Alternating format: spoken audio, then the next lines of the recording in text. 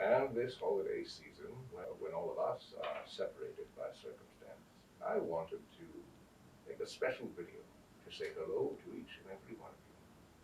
And I'm visiting you today from beautiful Lynde House Museum in Whitby. You know, it's been a long time since I've been to this house.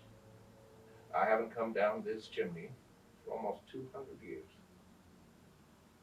But here I am, once again, just for you. And I thought that I would like to take a moment and share with you some of my favorite holiday stories and rhymes. So, if you wouldn't mind, let's begin with a visit from St. Nicholas. You might know it as the night before Christmas. 'Twas the night before Christmas, when all through the house not a creature was stirring, not even a mouse. The stockings were hung by the chimney with care, in hopes that St. Nicholas soon would be there. The children were nestled all snug in their beds, while visions of sugar plums danced in their heads. And Mamma in her kerchief, and I in my cap, had just settled our brains for our own winter's nap. When out on the lawn there arose such a clatter, I sprang from my bed to see what was the matter. Away to the window I flew like a flash, tore open the shutters and threw up the sash. The moon on the breast of the new fallen snow gave a lustre of midday to objects below, when what to my wondering eyes did appear but a miniature sleigh and 8 tiny reindeer, with a little old driver so lively and quick, I knew in a moment he must be Saint Nick. More rapid than eagles his coursers there came, and he whistled and shouted and called them by name. Now Dasher, now Dancer, now Prancer and Vixen, on Comet, on Cupid, on Donner and Blitzen, to the top of the porch, to the top of the wall. Now dash away, dash away, dash away all. As leaves that before were their wild hurricane fly, when they meet with an obstacle, mount to the sky. So up to the housetop the coursers they flew, with the sleigh full of toys, and St. Nicholas too. And then in a twinkling I heard on the roof the prancing and pawing of each little hoof. As I drew in my head and was turning around, down the chimney St. Nicholas came with a bound. He was dressed all in fur from his head to his foot, and his clothes were all tarnished with ashes and soot. A bundle of toys he had flung on his back, and he looked like a peddler just opening his pack. His eyes, how they twinkled, his dimples, how merry. His cheeks were like roses, his nose like a cherry. His droll little mouth was drawn up like a bow, and a beard on his chin was as white as the snow. The stump of a pipe he held tight in his teeth, and the smoke it encircled his head like a wreath. He had a broad face and a little round belly that shook when he laughed like a bowl full of jelly. He was chubby and plump, a right jolly old elf, and I laughed when I saw him in spite of myself. A wink of his eye and a twist of his head soon gave me to know I had nothing to dread. He spoke not a word, but went straight to his work, and filled all the stockings, and turned with a jerk, and laying his finger aside of his nose, and giving a nod, up the chimney he rose.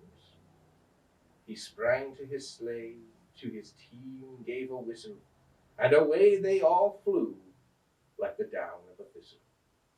But I heard him exclaim, ere he drove out of sight, "Happy Christmas to all, and to all a good night."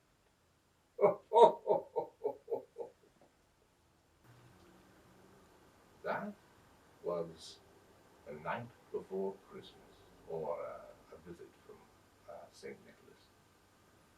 Now, I would like to share with you another favorite of mine, a very, very old poem This one from 1883 by S. Conrad Foster, called A Christmas Wish. Had I power to give to you many a rich and costly gem, fit in brilliancy of hue to adorn a diadem, I'd bestow the jewels rare on some other friend less dear, while for you I'd breathe a prayer, such as I do offer here. Many a Merry Christmas, friend, health, contentment, joy, and bliss. More delights in thought I send than I can convey in this. With the now departing year, may your cares and sorrows cease. May the new one, drawing near, bring you happiness and peace. Lastly, I'd like to share with you a story that I once read to children in this very home. This is a story that the great-grandchildren of the very Lynde family, in fact, may have listened to and read themselves. So, let me begin with The Christmas Cuckoo by Frances Brown. Once upon a time, there stood in the midst of a bleak moor in the north country a certain village. All its inhabitants were poor, for their fields were barren, and they had little trade. But the poorest of them all were two brothers called Scrub and Spare, who followed the cobbler's craft. Their hut was built of clay and wattles. The door was low and always open, for there was no window. The roof did not entirely keep out the rain, and the only thing comfortable was a wide fireplace, for which the brothers could never find wood enough to make sufficient fire. There they worked in most brotherly friendship, though with little encouragement. On one unlucky day, a new cobbler arrived in the village. He had lived in the capital city of the kingdom, and by his own account cobbled for the queen and the princesses. His awls were sharp, his lasts were new. He set up his stall in a neat cottage with two windows. The villagers soon found out that one patch of his would outwear two of the brothers. In short, all the mending left Scrub and Spare and went to the new cobbler. The season had been wet and cold. Their barley did not ripen well, and the cabbages never half closed in the garden. So the brothers were poor that winter, and when Christmas came they had nothing to feast on but barley loaf and a piece of rusty bacon.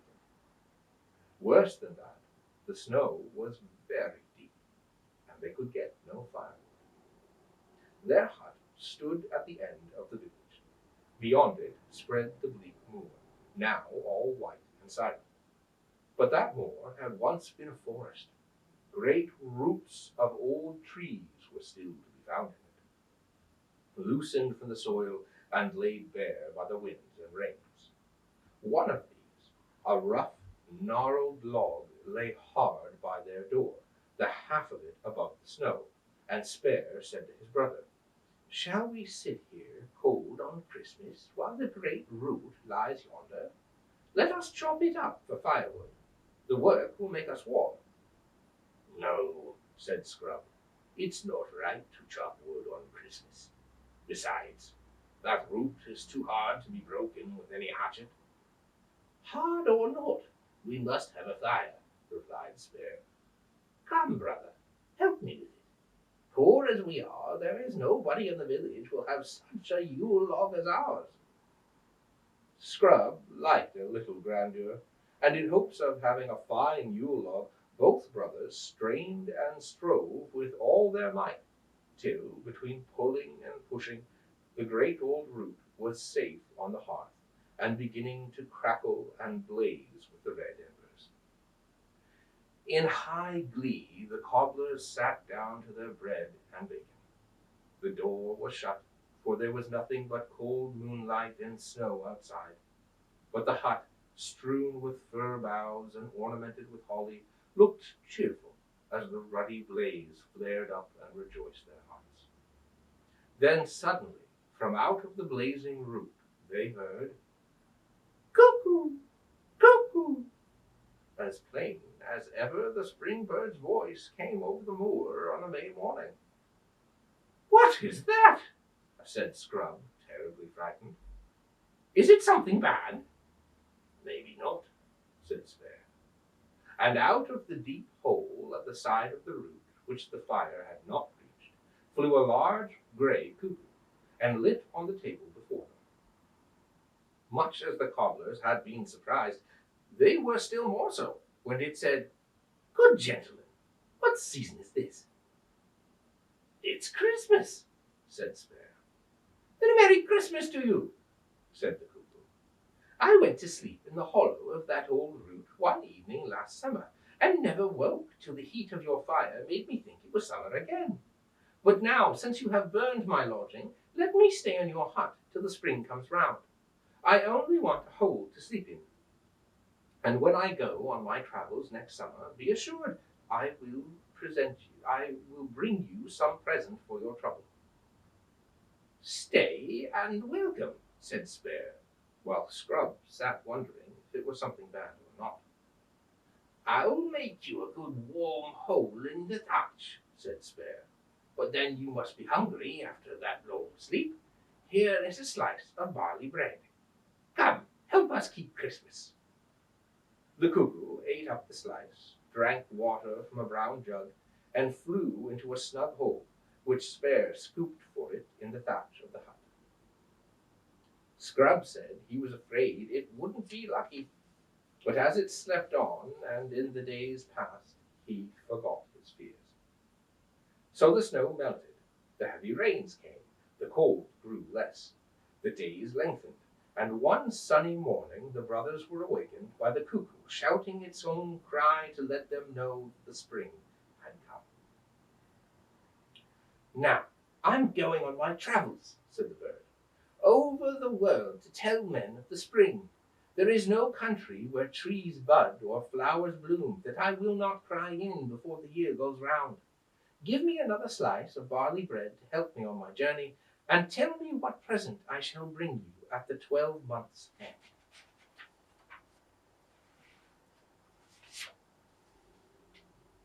Scrub would have been angry with his brother for cutting so large a slice, their store of barley being low, but his mind was occupied with what present would be most prudent to ask for. "There are 2 trees hard by the well that lies at the world's end," said the cuckoo.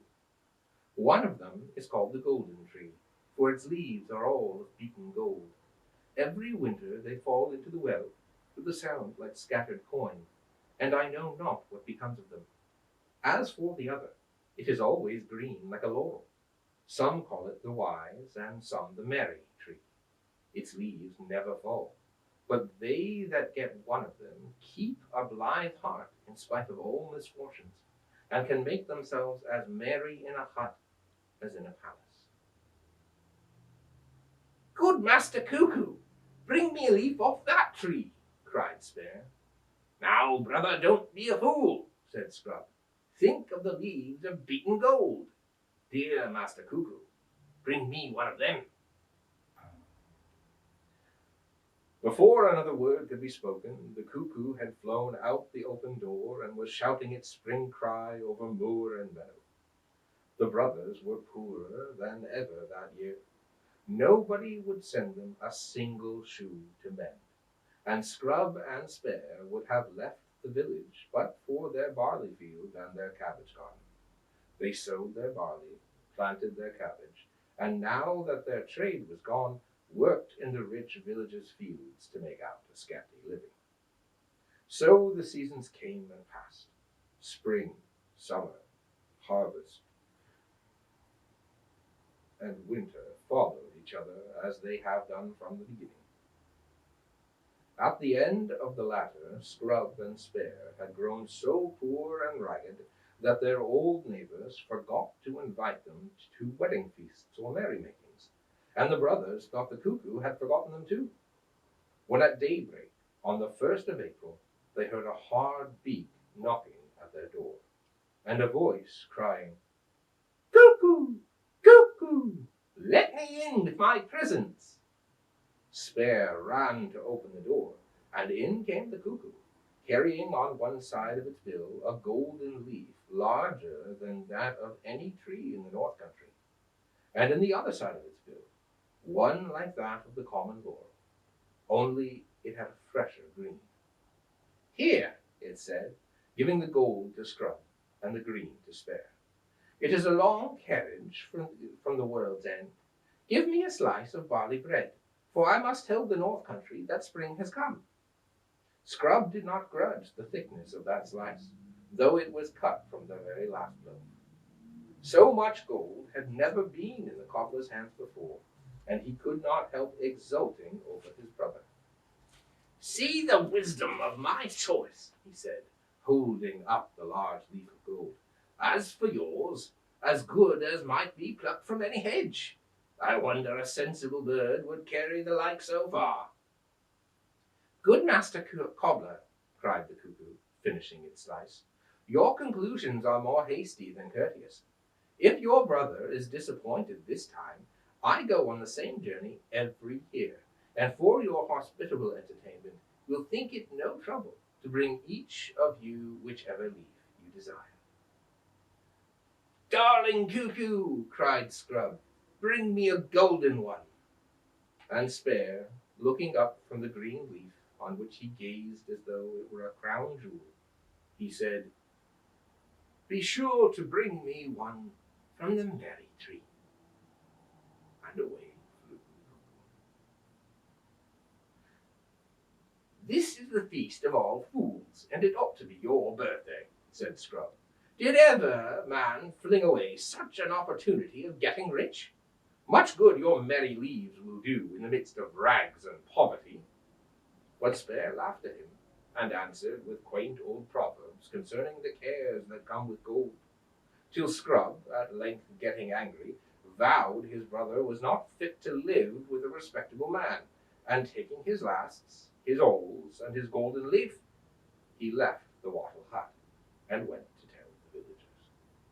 They were astonished at the folly of Spare, and charmed with Scrub's good sense, particularly when he showed them the golden leaf, and told that the cuckoo would bring him one every spring. The new cobbler immediately took him into partnership. The greatest people sent him their shoes to mend.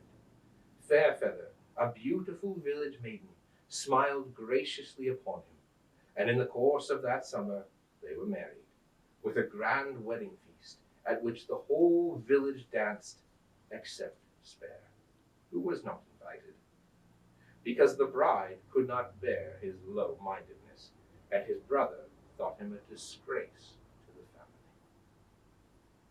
As for Scrub, he established himself with Fairfeather in a cottage close by that of the new cobbler, and quite as fine. There he mended shoes to everyone's satisfaction, and had a scarlet coat and a fat goose for dinner on holidays. Fairfeather, too, had a crimson gown and fine blue ribbons, but neither she nor Scrub was content, for to buy this grandeur the golden leaf had to be broken and parted with piece by piece, so the last morsel was gone before the cuckoo came with another. Spare lived on in the old hut, and worked in the cabbage garden. Scrub had got the barley field because he was the elder. Every day his coat grew more ragged, and the hut more weather-beaten. But people remarked that he never looked sad or sour, and the wonder was that from the time anyone began to keep his company, he or she grew kinder, happier, and content. Every 1st of April the cuckoo came tapping at the doors with the golden leaf for Scrub and the green for Spare. Fairfeather would have entertained it nobly with wheaten bread and honey, for she had some notion of persuading it to bring 2 golden leaves instead of 1. But The cuckoo flew away to eat barley bread with Spare, saying it was not fit company for fine people, and liked the old hut where it slept so snugly from Christmas till spring. Scrub spent the golden leaves and remained always discontented, and Spare kept the merry ones. I do not know how many years passed in this manner, when a certain great lord who owned that village came to the neighborhood. His castle stood on a moor. It was ancient and strong, with high towers and a deep moat. All the country, as far as one could see from the highest turret, belonged to its lord. But he had not been there for 20 years, and would not have come then, only he was melancholy. And there he lived in a very bad temper. The servants said nothing would please him, and the villagers put on their worst clothes, lest he should raise their rents. But one day in the harvest time, his lordship chanced to meet Spare gathering watercresses at a meadow stream, and fell into talk with the cobbler. How it was, nobody could tell, but from that hour the great lord cast away his melancholy. He forgot all of his woes, and he went about with a noble train, hunting, fishing, and making merry in his hall, where all travellers were entertained, and all the poor were welcome. This strange story spread throughout the North Country, and great company came to the cobbler's hut. Rich men who had lost their money, poor men who had lost their friends, beauties who had grown old, wits who had gone out of fashion, all came to talk with Spare, and whatever their troubles had been, all went home merry. The rich gave him presents, the poor gave him thanks. Spare's coat ceased to be ragged.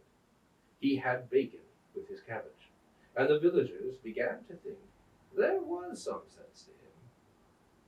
By this time his fame had reached the capital city, and even the court. There were a great many discontented people there, and the king had lately fallen into ill humor because a neighboring princess, with 7 islands for her dowry, would not marry his eldest son. So a royal messenger was sent to Spare with a velvet mantle, a diamond ring, and a command that he should repair to court immediately. "Tomorrow is the 1st of April," said Spare, "and I will go with you 2 hours after sunrise." The messenger lodged all night at the castle, and the cuckoo came at sunrise with the merry beef. "Court is a fine place," it said, when the cobbler told it where he was going, "but I cannot come there. They would lay snares and catch me, so be careful of the leaves I have brought you, and give me a farewell slice of barley bread." Spare was sorry to part with the cuckoo, little as he had of his company, but he gave it a slice which would have broken Scrub's heart in former times, it was so thick and large. And having sewed up the leaves into the lining of his leather doublet, he set out with the messenger on his way to court. His coming caused great surprise there. Everybody wondered what the king could see in such a common-looking man, but scarcely had his majesty conversed with him half an hour, when the princess and her 7 islands were forgotten, and orders given that a feast for all comers should be spread in the banquet hall. The princes of the blood, the great lords and ladies, the ministers of state, after that discoursed with Spare, and the more they talked, the lighter grew their hearts, so that such changes had never been seen at court. The lords forgot their spites, and the ladies their envies. The princes and ministers made friends among themselves, and the judges showed no favor. As for Spare, he had a chamber assigned him in the palace, and a seat at the king's table. One sent him rich robes, and another costly jewels. But in the midst of all his grandeur, he still wore the leather doublet, and continued to live at the king's court, happy and honored. making all others merry and content. So the moral of the story, boys and girls, is that riches don't bring happiness, and that happiness is its own reward, and that when shared with others, it increases. I've had a wonderful time with you here today. I wish you happy holidays, a very Merry Christmas.